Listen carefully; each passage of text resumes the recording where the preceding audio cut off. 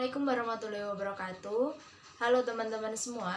Di sini kami akan menjelaskan mengenai analisis kelayakan finansial atau investasi dalam usaha tani dengan studi kasus usaha tani padi sawah di Kabupaten Blora untuk memenuhi tugas usaha tani.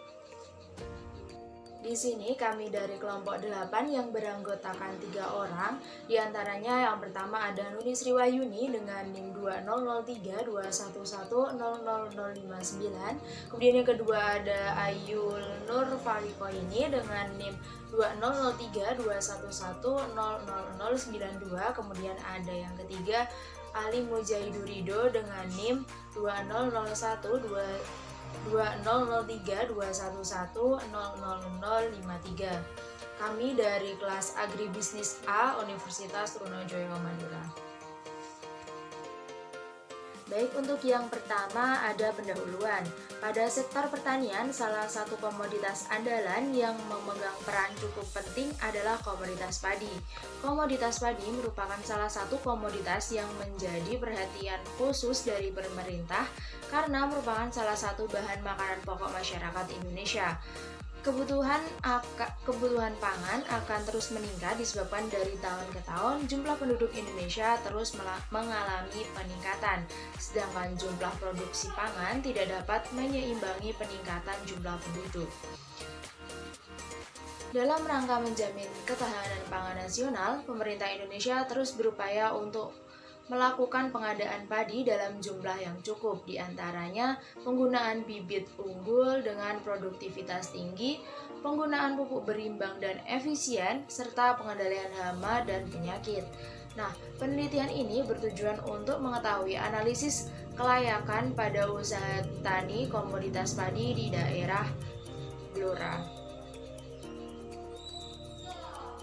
Ada beberapa hal mengenai analisis kelayakan usaha tani padi sawah yang akan dibahas. Di antaranya yang pertama ada net present value atau NPV, yang kedua ada benefit cost ratio, yang ketiga ada internal return atau IRR, yang keempat ada payback period atau PBP.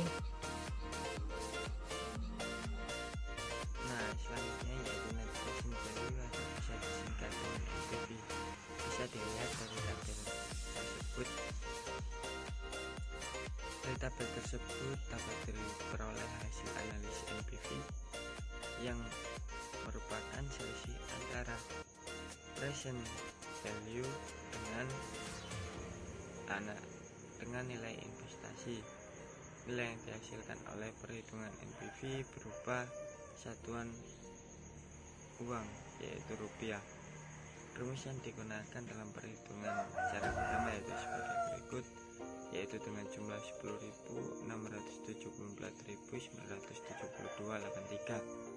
Karena hasil yang menunjukkan bahwa NPV itu lebih besar daripada 0, berarti gagasan usaha tani pada sawah ibu Supatmi layak diusahakan. Adapun cara kedua yaitu bisa dilihat tabel seperti berikut.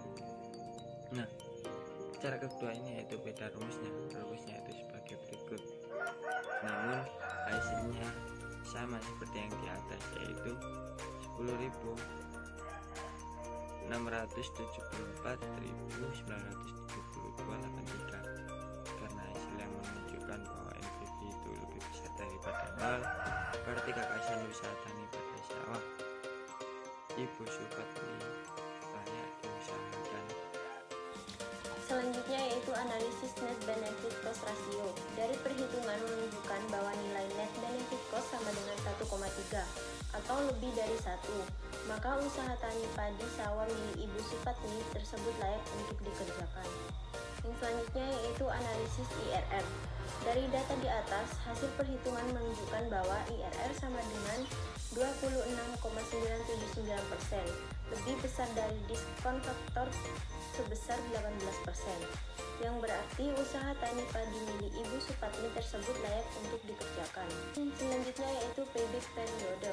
Dapat dilihat dari tabel, karena nilai PBP lebih kecil dari nilai ekonomis, maka usaha tani ini layak untuk dikerjakan. Selanjutnya yaitu kesimpulan. Berdasarkan hasil analisis yang dilakukan, dapat disimpulkan bahwa analisis kelayakan usaha tani pada komoditas padi di daerah Blora dengan studi kasus usaha tani padi sawah Ibu Supatmi, yaitu nilai NPV sebesar 10.674.972,83, yang artinya NPV lebih besar dari 0. Gagasan tani layak diusahakan. Nilai gross benefit cost sama dengan 1,30 atau lebih dari 1, maka usaha tani ini layak untuk dikerjakan. Nilai net benefit cost 1,3 atau lebih dari 1, maka usaha tani padi sawah milik Ibu Supatmi tersebut layak dikerjakan. Nilai IRR 26,979% lebih besar dari diskon faktor sebesar 18%. Berarti usaha tani padi sawah milik Ibu Supatmi tersebut layak dikerjakan. Jadi karena nilai PBP lebih kecil nilai ekonomis, maka usaha tani ini layak dikerjakan. Jadi untuk keseluruhan usaha tani yang dijalankan oleh Ibu Supatmi layak untuk dikerjakan atau dijalankan. Sekian presentasi yang dapat kelompok kami sampaikan, kurang lebihnya mohon maaf. Wassalamualaikum warahmatullahi wabarakatuh.